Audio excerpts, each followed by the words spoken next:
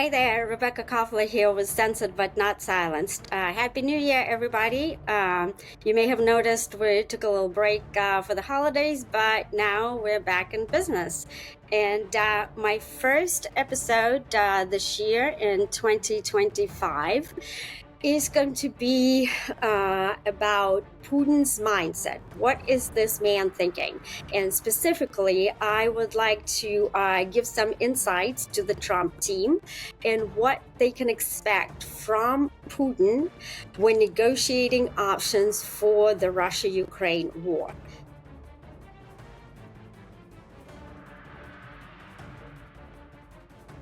We all know that President Trump really would like to end this conflict, which has been really brutal, really bloody. It cost a lot of lives, both for the Russians and for the Ukrainians. Between the two, more than 1 million men dead at this point. 1 million. So President Trump promised that he could potentially end this conflict even before he becomes officially becomes president on January 20th during his inauguration. President Trump appointed a special envoy for the Russia-Ukraine situation, General Keith Kellogg. Kellogg is very competent. I know him personally.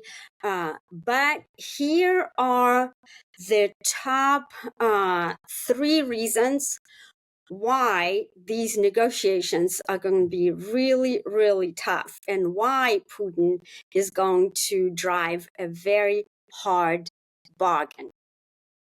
We gleaned a lot of information from Putin's recent press conference. It's an annual thing that's called hotline, горячая линия с президентом Putiным in Russian. And we watched those very, very attentively and tried to glean as much information as possible because you may not know this, but with the way that the Russians communicate, and especially the way that Putin communicates, he's a former KGB officer, highly trained. You have to read between the lines, and not many people are able to do that, especially, American-born, even folks, even if you're an analyst, and very few of those even speak Russian, but even if you do, but if you haven't been immersed in the culture, it's almost impossible to read between the lines. So here's the first reason why Putin is going to drive a very hard bargain. That's how we know this. During the press conference, Putin said, when responding to a question from a Russian journalist, whether there are any preconditions that he has to speak with President Trump's envoy or President Trump himself regarding ending this war. Putin said, no, there are no preconditions. But then he added, we can talk with anybody on the American side as long as there's a legitimate head of state from Ukraine. What does this mean? The Russians actually consider Volodymyr Zelensky illegitimate. Zelensky's presidential term indeed ended on May 20th. Okay, so at this point, the Russians believe that there's no one to negotiate with, and Putin, being an attorney himself, he knows very well not only the Russian constitution but Ukrainian constitution. And according to Ukrainian constitution, there's only Verkhovna Rada, which is the unicameral parliament, an equivalent of a Western parliament of Ukraine, that has the authority to conduct state affairs even during wartime. Zelensky doesn't. So, and by the way, I have an article running on Fox News that is titled Inside Putin's Mindset, What Team Trump Can Expect from Moscow When Negotiating Options on Russia-Ukraine War. So I'm just giving you the highlights and you can read in detail this piece.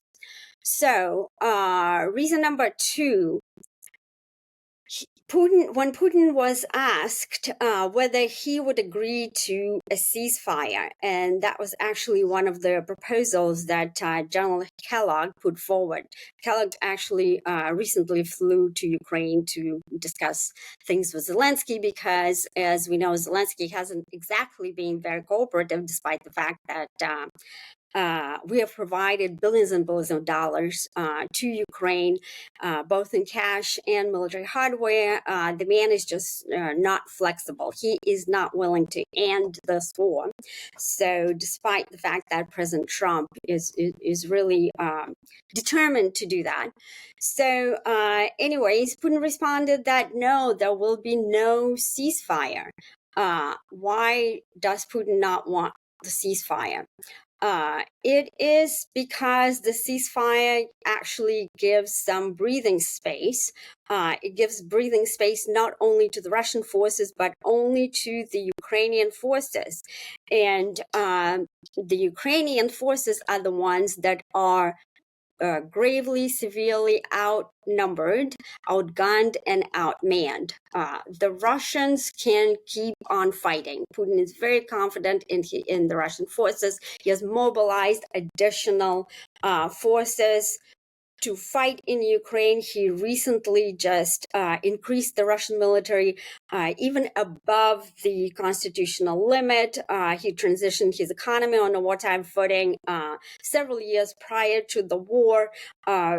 And multiple reasons why Russia, from the combat potential standpoint, just has overwhelming advantage over Ukraine. So Putin does not want to give that breathing room to Ukrainians and to the West, the Europeans and the Americans who have not transitioned their economies onto a wartime footing, which means that we are rapidly depleting our weapons arsenal, having provided billions of dollars worth of military hardware to Ukrainian. So we cannot fulfill the gap, the glaring gap that is emerging right now.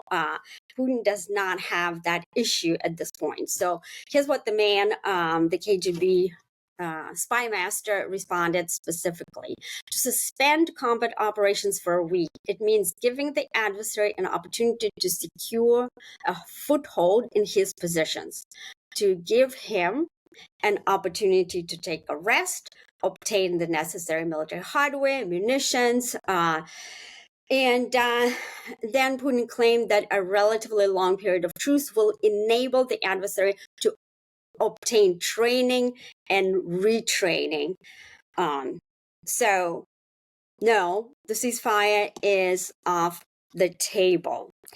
And then the final reason is that right now, the two positions, Moscow and Washington, which are effectively the two warring sides, right? This is a proxy war between the United States and Russia over control of Ukraine, which is part of Russia's strategic security perimeter. So the two positions right now are mutually irreconcilable. And I'm going to explain it in my next podcast episodes, what those positions are. So based on this analysis, Trump team can be expecting that Putin is going to drive a very, very hard bargain, and it is almost impossible to conclude an agreement with him because he's going to try to secure the agreement on Russia's terms and not compromise. And those terms are unacceptable currently to Washington. So if you like this intelligence analysis, please follow me on all social media. My handle is @Rebecca0132. This is Censored but Not Silenced. I am on YouTube, Rumble, Getter, True Social, X, formerly Twitter, and any other podcast, wherever you get them. Thank you, and I'll catch you later.